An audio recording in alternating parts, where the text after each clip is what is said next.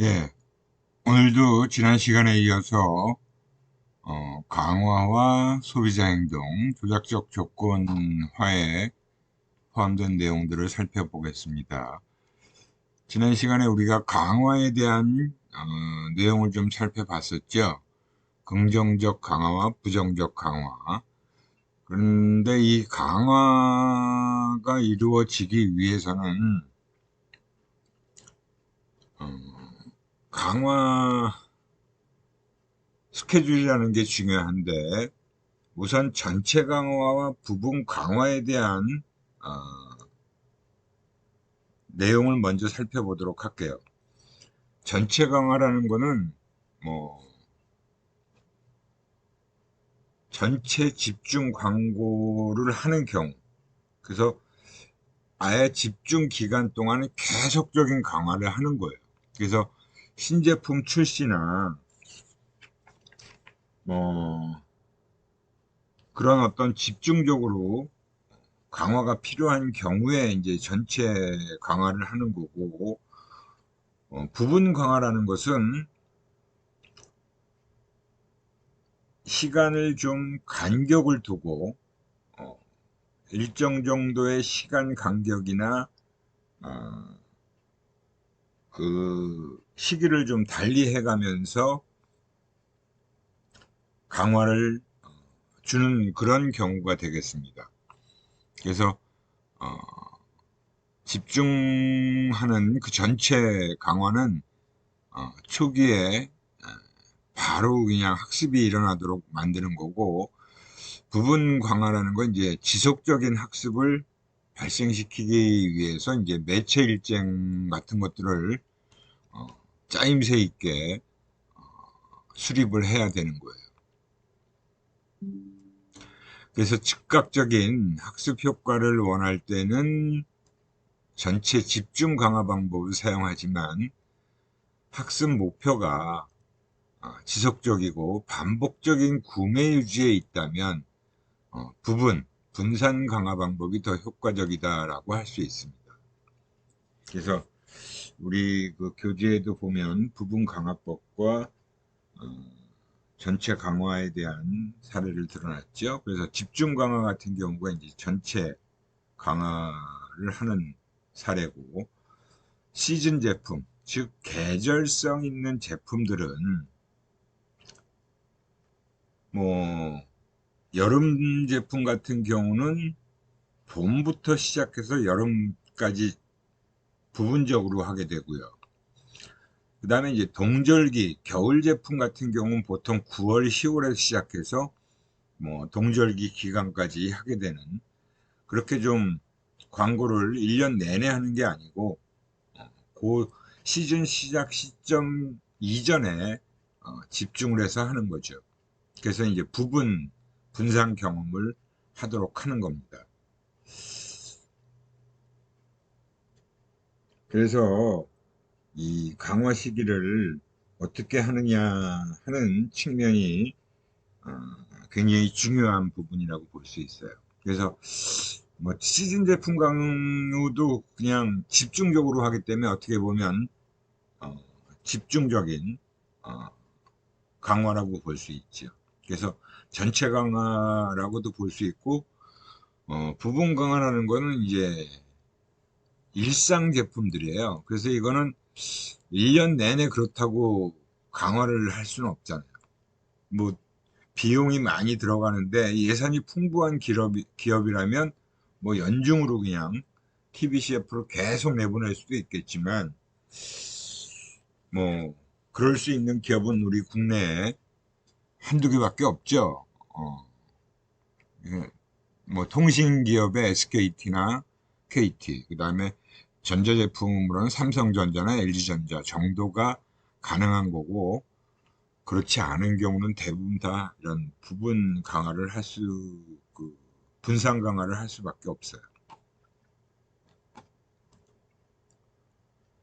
우선 이 부분 강화의 효과라는 것은 그 어느 정도 일정 기간의 휴식 시간이 있지만, 그 시간 계획에 따라서 간격이 있고 조금 횟수의 변동은 있을 수 있어요. 근데 그런 부분들을 지속적으로 계속 하는 거죠.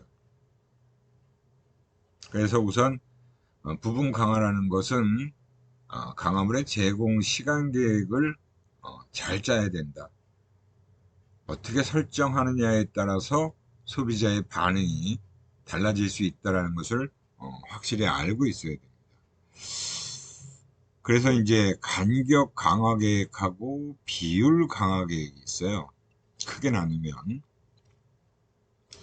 물론 이 간격 강화 계획도 또 두 가지로 구분하고 비율 강화 계획도 두 가지로 구분을 합니다.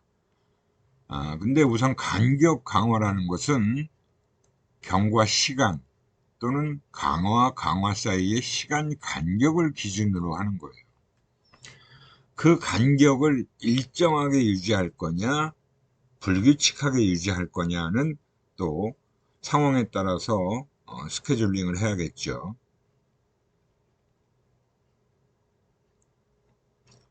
그 다음에 이제 비율 강화 계획이라는 것도 역시 비율이란 말이 뭐예요? 횟수가 거기에 포함이 된다라는 거죠. 그래서 반응 횟수, 그 자극의 반응 횟수를 기준으로 해서 스케줄링을 하는 게 비율 강화 계획이다라고 할 수 있습니다.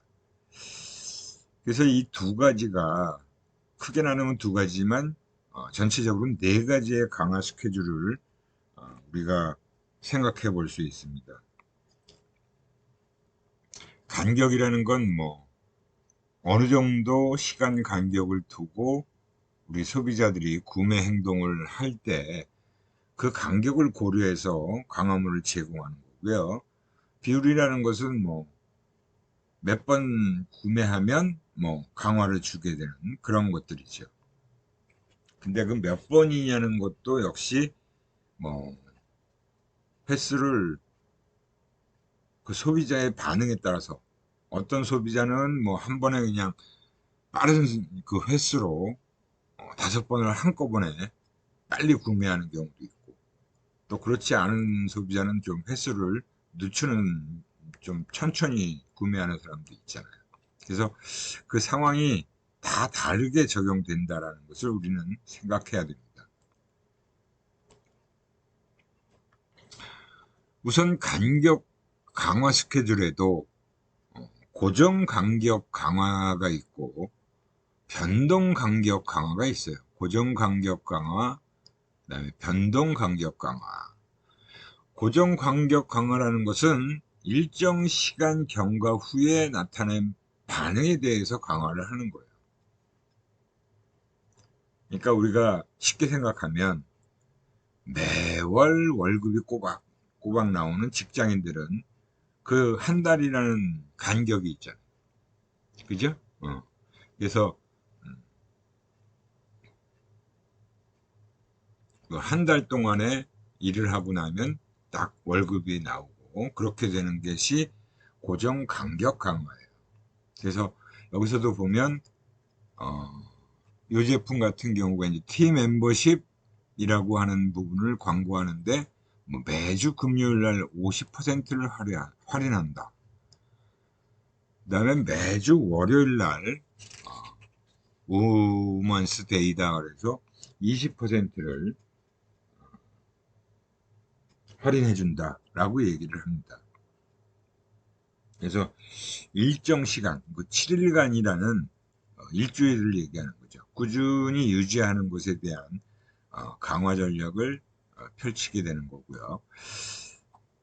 그 다음에 이제 변동 간격 같은 경우는 그 시간 간격이 사실은 가변적이에요. 시간 간격이. 그러니까 주 2회 깜짝 세일이다라고 한다면 주 2회니까 그죠? 아무래도 간격이 좀 달라지겠죠.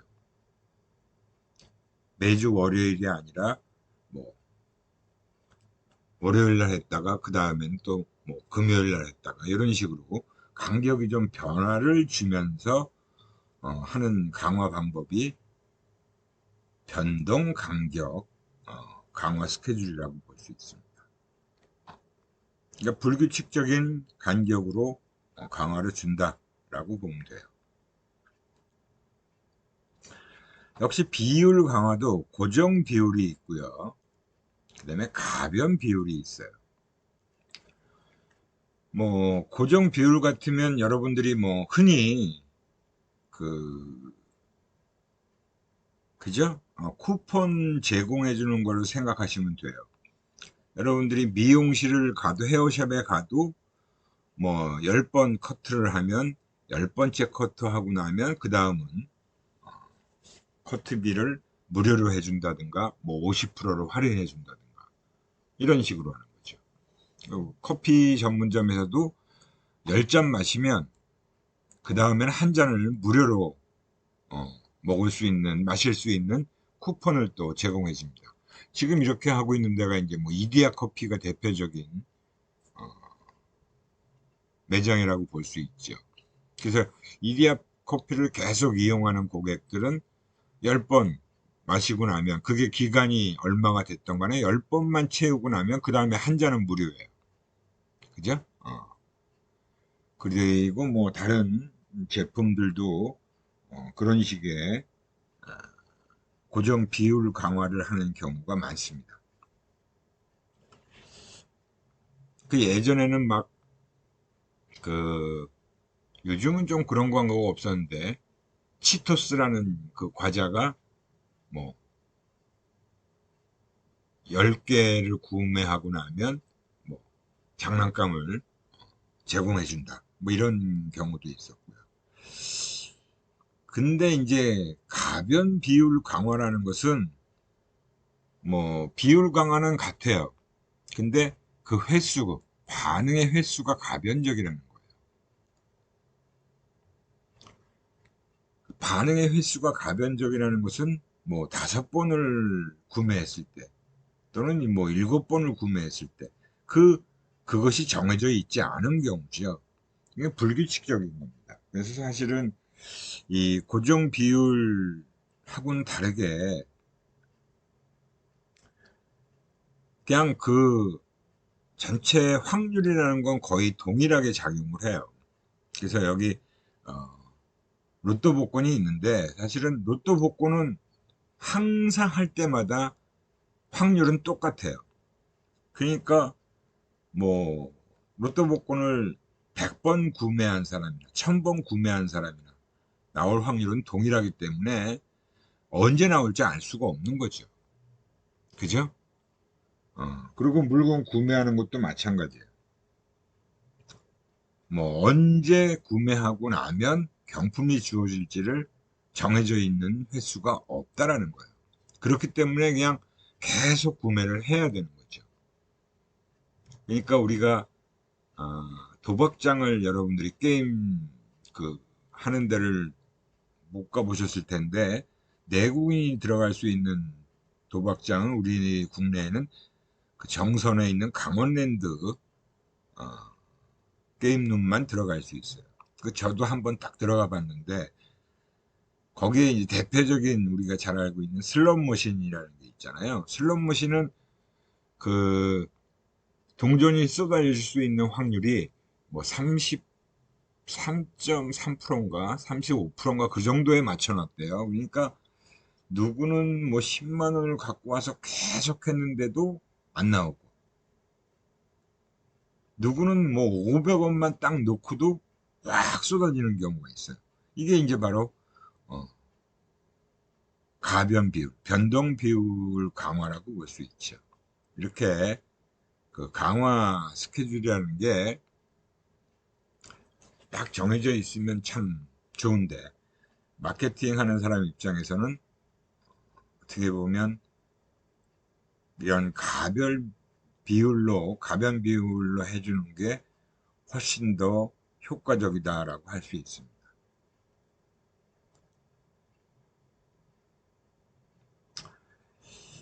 이 조작적 조건화의 마케팅 활용 측면을 보면 사실은 그 조작적 조건화를 통해서 그 소비자가 강한 신호단서를 접하게 되면, 강한 신호단서라는 게 이제 자극을 얘기하겠죠.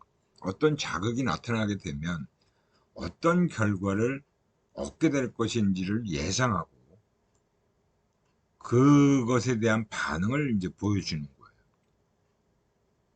그래서 어떤 그 강화 스케줄을 이용하느냐에 따라서 소비자들이 그 강화 스케줄에 완전히 학습되어진 경우가 효과가 가장 크게 나타나겠죠. 뭐 제품 구매 주기가 거의 일정하게 정해져 있는 소비자라면 뭐 계획적으로 구매하는 거죠. 사용하던 제품이 떨어져야 그 다음에 구매하겠지만, 그렇지 않고 뭐 비율을 더 늘리기 위해, 횟수를 좀 더 늘리기 위해서, 그러니까 어떤 경품이나 뭐 보너스, 할인 이런 게 적용되면 더 빨리 구매 횟수가 더 늘어날 수도 있고, 그죠? 그거는 이제 어떻게 보면 충동 구매가 이루어진다라고도 볼 수 있어요. 그 다음에 뭐 간격으로도 할 때도 보면 변동 간격이 훨씬 더 효과적이다라고 볼 수 있습니다. 그러니까 소비자가 예상을 하고 그에 반응하는 건 사실은 고정이죠. 고정 간격, 고정 비율에 의해서 이 보상을 받게 되면 강화되는 그런 부분을 얘기하지만, 변동 같은 경우가 굉장히 소비자 입장에서는 좀 충동 구매를 하게 되는 그런 케이스가 많이 나타나게 돼 있어요. 그래서 강한 충동 상태에 있는 소비자가 그렇지 않은 소비자보다 더 효과적이다.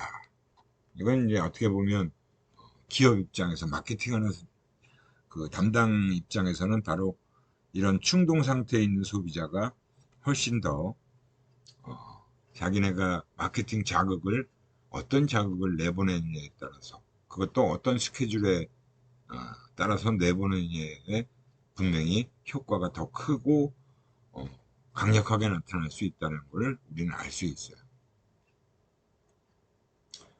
그리고 이제 제시되는 신호로 사용되는 단서가 뚜렷해야 된다. 즉, 강화물이 이 제시되는 신호로서 작용하는 자극, 그게 즉 강화물이라고 볼 수 있죠. 근데 강화물이라는 것도 소비자에 따라서 선호하는 강화물이 달라요. 근데 대체로 보면 그 우리 국내에서 제가 예전에 리서치 회사에 있을 때 소비자들을 대상으로 해서 선물을 물어봤어요. 가장 좋아하는 선물이 뭐냐? 여러분들은 어떤 선물 받을 때 가장 기분이 좋고 유쾌하죠? 이번 추석 때 선물, 뭐 개인적인 선물 받은 거는 그렇게 많지 않을 수도 있고 집안에 이제 선물이 많이 들어오는데, 집안에 선물이 들어와도 마찬가지죠. 뭐 여러분들은 아마 현금 주는 걸 제일 좋아할 거예요. 그죠? 남녀노소를 불문하고 현금이라는 선물을 받으면 가장 좋아합니다. 왜? 그 현금을 통해서 내가 원하는 것을 살 수가 있으니까. 그죠? 그래서 이제 현금이나 백화점 상품권을 받으면 되게 좋아요. 특히 여성분들, 어, 주부님들도 마찬가지고 아마 여러분들도 그럴 거예요. 그래서 그런 선물을 받을 때 소비자 입장에서 가장 좋아하는 거죠. 그래서 경품도 뭐냐에 따라서 분명히 효과는 확실하게 달라질 수 있습니다. 그리고 소비자들이 나타내는 반응은 가급적 쉬워야 되고, 뭐 유통망, 다양한 지불 수단, 주문의 용이성, 그런 것들이 이제 학습을 하는데, 사실은 학습 효과가 나타나는데 이 효과가 도움이 되는 거다라고 볼 수 있고요. 그리고 강화물이라는 건 강력하고 즉각적으로 지시되면 좋아요. 자꾸 이 보상 주는 게, 내가 어떤 구매 행동을 했는데 자꾸 늦게 보상이 주어지면 효과는 좀 약화될 수밖에 없죠. 뭐 소비자 반응에 대해서 보상 대신에 처벌이 주어지게 되면 이건 뭐 당연히 결과는 치명적입니다. 그래서 처벌이라는 건 바로 뭐 품질이 안 좋아서 물건을 제대로 사용할 수 없게 되는 경우. 그 다음에 AS를 받고 싶은데 그 AS 센터에 뭐 직원이 불친절했다든가 이런 거는 사실은 처벌이라고 볼 수 있죠. 소비자 입장에서 보면. 그런 것들은 아주 네거티브한 결과를 일으킬 수 있게 된다라고 할 수 있습니다. 예. 그래서 이제 이 강화와 소비자 행동에서 특히 고려해야 될 사항, 조작적 조건화에서 고려해야 될 상황을 보면 그 강화물로 소비자 행동을 조건 형성시킬 때 강화물에 지나치게 의존하면 문제가 발생할 수 있어요. 즉 품질이 제품 품질의 어떤 원칙적인 그 부분이 좋아야지 그것 때문에 사람이 구매를 해야지 뭐 일시적인 강화물 때문에 보상 때문에 내가 구매를 하게 되면 그건 일회용 구매로 그치게 되니까 그리고 기업 입장에서는 강화물을 가끔 사용해야지 주구장창 소비자들한테 맨날 선물 준다 이거는 하기도 힘들고 할 수도 없고 그렇게 마케팅을 해서는 안 된다는 거죠. 그죠? 뭐 가격 할인 전략 이것도 소비자 입장에서는 큰 보상이에요.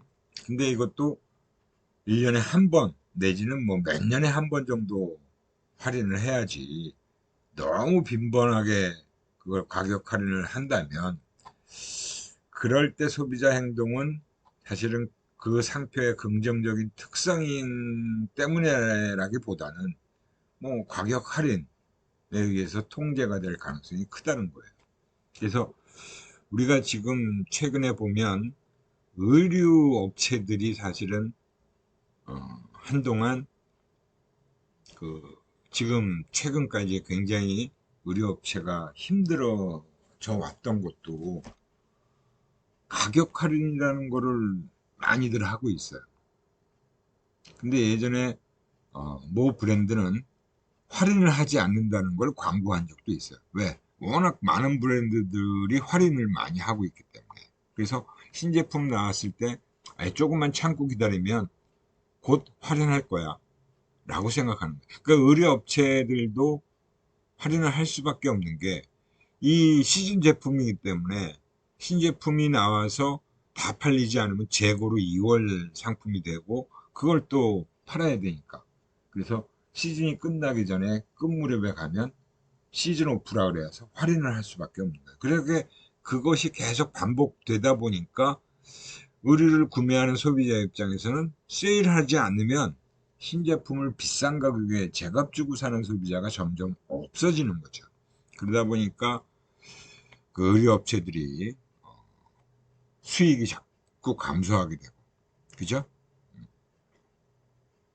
가격 할인을 안 해주는 그 상표에 대해선 다른 상표로 구매 전환을 할 수 있는 가능성이 자꾸 올라가기 때문에 너도 나도 가격 할인을 해주게 되고 결국은 뭐 상시 할인 마트라는 것도 많죠. 그죠? 모다 아울렛 가보면 항상 그 세일 제품들만 판매를 하잖아요. 이제 그런 악순환이 계속될 수 있다는 겁니다. 예, 이렇게 해서 조작적 조건화와 소비자 행동에 대한 내용을 쭉 살펴봤고요. 다음은 사회학습과 소비자 행동이에요.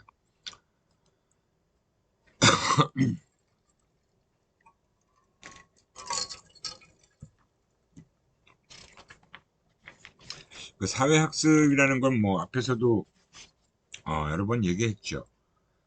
모방학습 또는 관찰학습이다라고 하는 거예요. 그래서 개개인의 직접적인 경험이 아닌 다른 사람의 행동과 그 사람이 행동한 결과를 보고 모방을 하는 겁니다. 따라하는 거죠.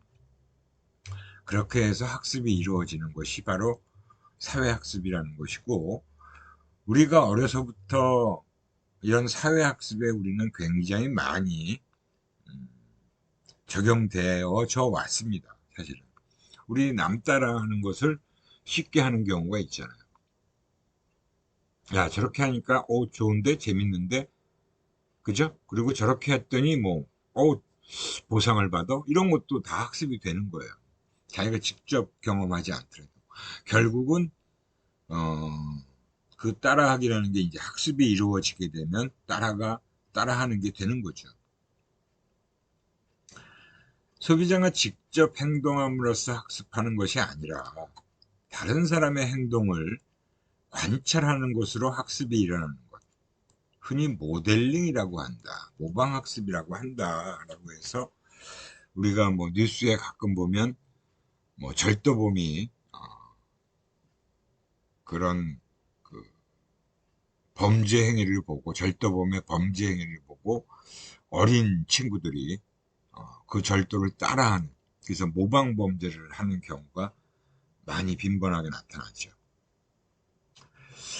그래서 우리 인간이라는 것은 다른 타인의 행동을 관찰하고 나서 그들의 행동을 모방하는 능력을 가지고 태어난다는 게 일반적인 학설이라고 볼 수 있어요. 그러니까 우리는 어려서부터 따라하는 것을 쉽게 할 수 있게 된다는 거죠. 그래서 이러한 그 관찰학습을 통해서 그 소비자 행동도 구매 행동도 학습이 일어나요. 그래서 이런 관찰학습의 유형에도 한 세 가지 정도의 유형으로 구분해서 볼 수가 있습니다. 외재적 모델링, 내재적 모델링, 언어적 모델링. 즉, 뭐 외재적 모델링으로는 겉으로 드러난 그 모델의 행동, 그 소비자가 모델의 행동과 그 결과를 다 관찰하는 거예요. 뭐 대표적인 게 TV에서 나오는 거, 그리고 이제 인적 판매, 직접 판매 사람이 가서 구매하는 거를 보고 이제 따라하게 되는 건데 TV 같은 경우는 뭐 TV 드라마나 영화에 PPL이라는 게 많이 있잖아요. 그죠? 그 PPL 제품을 하는 이유가 바로 이러한 사회학습이 우리 소비자들에게 아주 잘 적용이 되기 때문에 그런 PPL을 하는 거예요. 그 드라마에서 내가 좋아하는 그 주인공이 어떤 브랜드의 제품을 사용하는 걸 보게 되니까. 그죠? 그걸 사용하는 걸 보면서 나도 저거 한번 사서 써봐야겠다. 라는 생각을 하는 거예요. 거기다가 그 모델이 그 제품에 대해서 만약에 뭐 한마디만 하게 된다면, 좋다라는 말만 하게 된다면, 광고가 아님에도 불구하고 더 효과가 강력하게 나타나겠죠? 그게 바로 이제 외재적 모델링이라고 하는 겁니다. 그래서 TV 홈쇼핑 같은 경우도 그런 효과를 많이 누리고 CEO들이 제품 사용을 통해서 막 굉장히 아주 효과의 극대화를 시키려고 노력을 하죠. 내재적 모델링이라는 것은 소비자가 모델의 행동과 결과를 마음속에 상상하게끔 자기 머릿속으로 그려보는 거예요. 그러니까 특히 라디오를 들으면 그런 효과가 있는 거죠. 그 라디오를 듣고 라디오에서 나오는 그 광고를 들으면 머릿속으로 그걸 생각하면서 이런 제품이구나 라고 하는 것을 본인이 머릿속에서 재생을 하는 거예요. 그래서 효과가 있다라는 측면을 얘기하고 뭐 인적 판매도 마찬가지의 효과가 나타날 수 있죠. 그 다음에 이제 언어적 모델링이다라고 하는 것은 자기와 비슷한 사람들이 타인들을 얘기하는 거죠. 그 상황에서 어떻게 행동지를 듣는 거예요. 어떻게 행동했는지를 듣는 거예요. 그래서 뭐 인적 판매 또는 라디오 인쇄 광고가 다 이 언어적 모델링에 관련이 되고 특히 라디오가 그런 효과가 있는 거죠. 말로만 들으니까 그 말로 들은 것을 또 자기가 이미지를 상상하고 그려보기도 하고 그죠? 그런 효과가 있다라고 볼 수 있습니다. 근데 이게 이제 이런 사회학습 모델링이 효과적이려면 몇 가지 조건이 갖춰져야 된다 하는 것을 우리는 반드시 또 알고 있어야겠죠. 그래서 이런 관찰학습이 효과적이기 위해선 모델의 특성, 그리고 관찰하는 사람의 특성, 행동 결과의 특성을 잘 고려해야 되는 것을 우리는 좀 생각해 봐야 된다는 거죠. 우선 모델이 매력적이면 당연히 효과가 있겠죠. 그리고 신뢰로워요.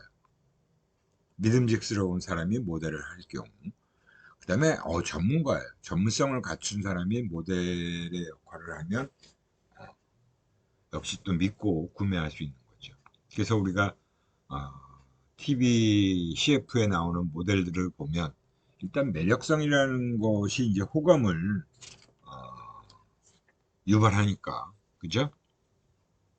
소비자들이 좋아하는 모델, 인기 있는 유명 배우, 탤런트, 뭐 가수, 스포츠 스타들, 뭐 빈번하게 TV 광고에 모델로 등장하는 사람들이라고 볼 수 있죠. 가끔 가다가 비연예인인데 그 회사의 대표이사가 등장해서 또 광고 모델로 등장하는 경우가 있어요. 그래서 믿고 구입하십시오라는 얘기를 대표이사가 하는 거예요. 그럼 뭐 대표이사까지 나와서 저렇게 하니까 뭐 믿을만 한가 보다 라고 하는 거고요. 그리고 이제 또 이미지가 아주 좋은 탤런트의 경우도 신뢰성 있는 모델로서 활용되기도 하죠. 그 다음에 전문성을 갖춘 경우도 역시 마찬가지로 무슨 박사, 공학 박사, 전자제품 같은 경우 예전에 한참 오래전에 이제 대우전자라는 회사가 대우전자의 대표이사가 무슨 공학 박사였어요. 공학 박사라는 대표이사가 나와서 제품을 광고하는 경우도 있었고 또 간혹가다 그 회사하고는 상관없는 어떤 전문가라고 하는 사람이 등장해서 역시 또 제품을 광고하는 경우가 이런 경우다라고 보시면 되겠죠. 반면에 모델이 관찰자와 유사한 이거는 이제 소비자들과 좀 유사한 주부들한테 가장 유사한 뭐 특성이라는 건 같은 주부가 나와서 좋다라고 하면 공감을 할 거 아니에요. 그래서 뭐 세탁세제나 뭐 방향제 그럴 때 이제 유명 탤런트나 배우나 이런 사람이 나오는 게 아니라 일반 주부를 등장시켜서 광고를 하는 경우가 있습니다. 물론 제가 이제 광고 대행사에서 근무할 때도 보면 그 직원의 부인들을 보통 섭외해서 모델로 사용하는 경우도 있고 그렇게 되면 이제 모델료가 굉장히 저렴해지면서 또 뭐 직원의 부인이니까 아무래도 이제 열심히 찍어 주려고 하겠죠. 그런 부분이 있었고요. 그 다음에 이제 관찰자가 의존적이면서 자신감이 결여된 사람이 있다. 이건 관찰자의 특성이라고 볼 수 있죠. 관찰자가 좀 타인 의존적인 사람이면 그 모델 의존도가 커지는 거예요. 모델을 잘 믿고. 그렇기 때문에 이제 특히 또 자신감이 없어요. 어떤 제품을 선택할 때 구매 선택을 잘 못하는 경우. 그럴 때 이제 자꾸 그런 모델의 행동을 따라하게 되는 게 더 가능성이 커진다라고 볼 수 있죠. 그 다음에 이제 이거는 어떻게 보면 뭐 모든 그 모델에 다 관련된 건데 모델이 어떤 행동을 했을 때 긍정적인 결과를 가져오게 되면 그것을 관찰하게 될 때, 즉 모델이 등장해서 그 제품을 사용했는데 굉장히 아주 긍정적인 결과를 보여줘요. 오, 저 제품 사용하니까 저게 되네 라는 식의 생각을 할 수 있는 거죠. 그렇게 되면 또 역시 모델링의 효과는 굉장히 극대화될 수 있다는 것을 우리는 알고 있어야 됩니다. 그래서 요 모델링 조건에 대한 내용도 여러분들이 꼭 기억을 해 두시기 바랍니다. 제가 이렇게 꼭 기억을 해달라고 하면 시험 문제에 나올 가능성이 굉장히 높다는 거죠. 뭐 여기 몇 가지 사례를 쭉 보여주고 있어요. 그죠? 뭐 특히 이 네스카페는 이게 누구냐? 정우성이에요? 아니면 이게 누군지 내가 잘. 정우성이네요. 정우성이가 네스카페 광고 모델을 하고 있고, 또 정우성도 아주 이미지가 좋잖아요. 특히 인기도 있고. 정우성도 요새 광고 모델로 많이 등장하고 있죠. 그 다음에 이제 화장품 모델은 또 유명 연예인, 랑콤이라는 또 화장품 브랜드에서 여자 연예인들을 꽤 많이 사용하고 있죠. 그 신체적인 매력이라는 게 가장 대표적인. 뭐, 커피 그러면 사실 원빈이 가장 또 많이 떠오르고, 공유라는 모델도 떠오르잖아요. 그죠? 카누. 원빈은 TOP. 뭐 이렇게 딱 학습이 되어 있죠. 전지현이라는 그 영화 배우가 사실은 광고 모델로 등장하는 횟수는 굉장히 높아요. 지금도 나오고 있는 광고 중에 전지현은 계속 등장하고 있잖아요. 그죠? 여자 모델 중에는. 모델이 사용하는 것과 동일 제품을 사용하여 모델처럼 되고 싶은 마음을 유발하는 게 크겠죠. 화장품이 이제 특히 그런 거예요. 옷도 마찬가지고요. 여성분들은 그렇게 어, 그 화장품 모델의 얼굴, 특히 피부를 보면 와, 저렇게 매끈해질 수 있어? 나도 저거 사용하면 저렇게 될 거야. 라고 기대를 하는 거죠. 뭐 꼭 그렇게 되지가 않더라도 그런 생각들은 많이 하게 됩니다. 그다음에 이 유사성 모델이라는 게 이제 그 소비자 자신과 유사한 특성을 갖고 있는 사람이라고 볼 수 있죠. 남성복 같은 경우는 뭐 일반 직장인과 유사한 사람, 그죠? 특히 이제 요새 홈쇼핑에 보면 뭐 홈쇼핑에 등장하는 사람들 사실 전문 모델이라고 볼 수 있죠. 근데 이제 이미지가 그런 제품과 어울릴 수 있는 친숙하고 편안한 느낌을 주는, 그리고 소비자들과 좀 비슷한 사람이라고 생각되는 그런 모델의 행동 결과를 가지고 야, 저 친구도 저런 옷을 입으니까 괜찮아 보이네.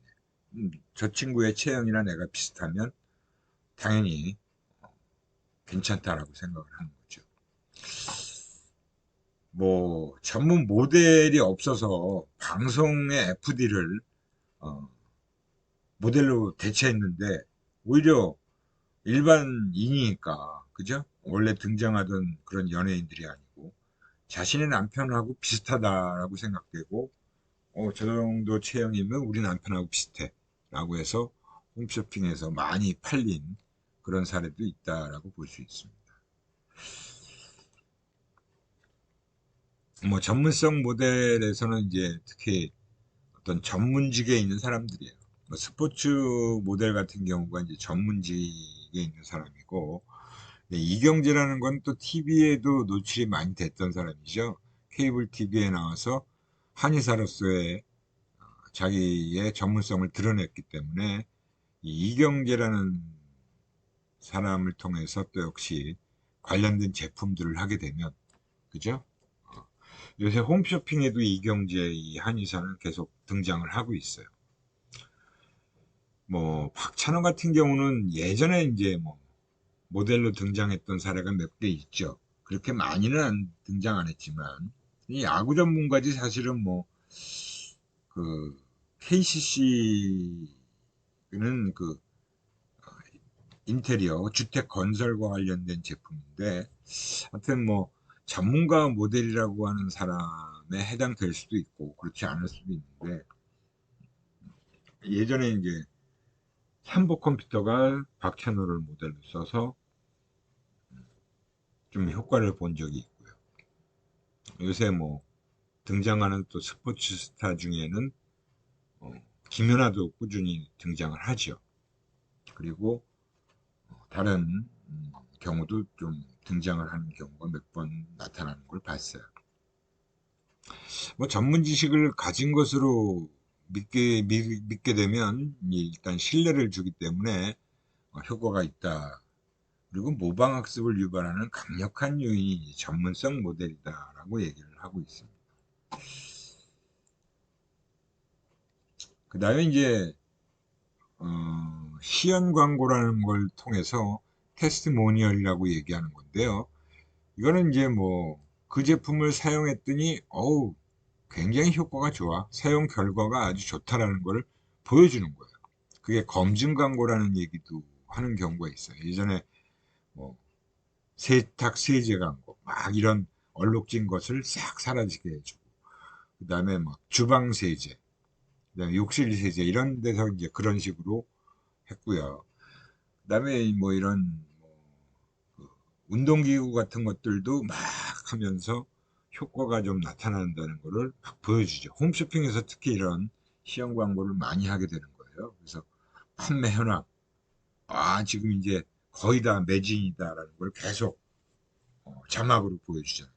몇 개 안 남았습니다. 그죠? 시청자들이 마음이 조급해지고, 나도 빨리 사야지. 이런 마음이 들어서 주문을 하게 되는 경우가 아, 나타나기도 합니다. 그 다음에 이제 뭐, 부정적 결과를 제시하게 되면 역시 이것도 또 모방학습으로 가능하죠.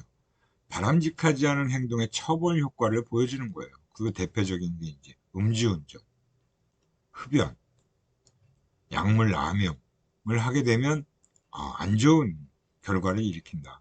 청소년 범죄도 마찬가지겠죠.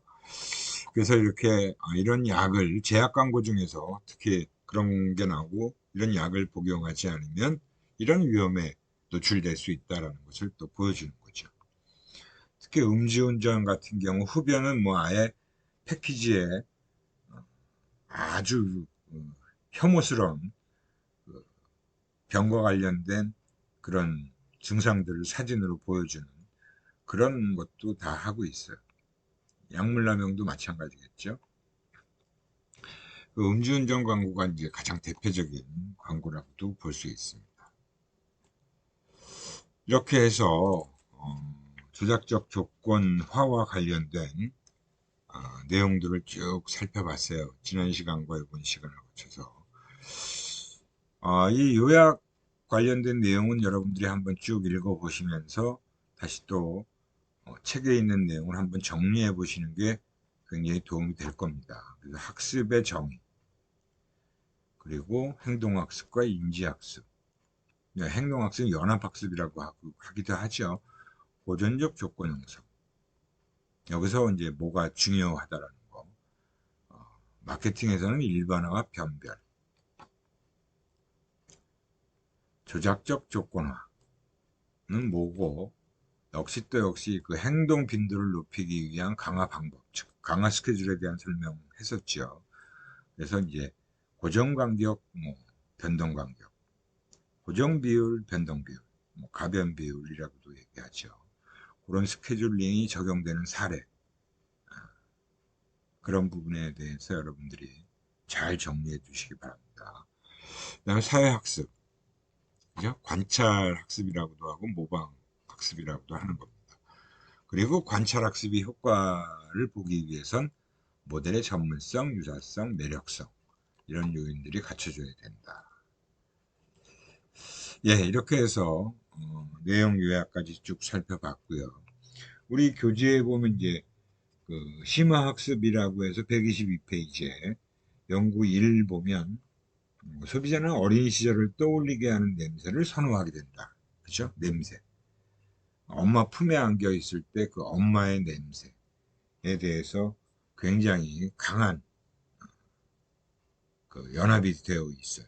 그래서 그 냄새 효과도 굉장히 크고, 그 다음에 연구 2에 보면 이제 음악이 소비자의 선택 행동에 미치는 영향과 관련해서 또 연구를 소개해 놨죠. 그 소비자들이 좋아하는 음악을 듣게 되면 어떤 그 이미지를 선택하게 되는지, 좋아하는 그 음악, 싫어하는 음악을 가지고 그 실험 결과에 대한 내용을 제시해 놓은 그런 논문의 내용이고요. 그 다음에 이제 뭐 색상도 그렇고 음악도 그렇고, 특히 음악은 백화점에서 많이 활용을 하죠. 마트에서는 좀 빠른 음악을 제시하고, 백화점에서는 좀 느리고 부드러운 우아한 음악을 제시하는 그런 사례도 많이 알려져 있는 사례라고 볼 수 있습니다. 그래서 이런 그 학습이라는 게 우리가 태어나서부터 죽을 때까지 계속 경험을 통해서 이제 학습을 하게 되어 있어요. 그 학습이 바로 우리 인간의 생존을 하게끔 해주는 역할도 하고 있고, 우리가 또 어떤 사회 활동을 하거나 뭔가를 할 때 이 경험에 의존해서 많은 것들을 우리는 가능하게 된다라는 것을 많이 경험해 왔습니다. 그래서 이 학습은 굉장히 중요하다. 우리 심리학에서도 이 학습 심리학은 굉장히 중요한 내용이고요. 이 소비자 행동에 있어서도 학습은 매우 강력한 효과를 일으키는데 중요한 부분이다 라고 볼 수 있어요. 예, 이 정도로 마치도록 하고요. 다음 시간에 뵙도록 하겠습니다.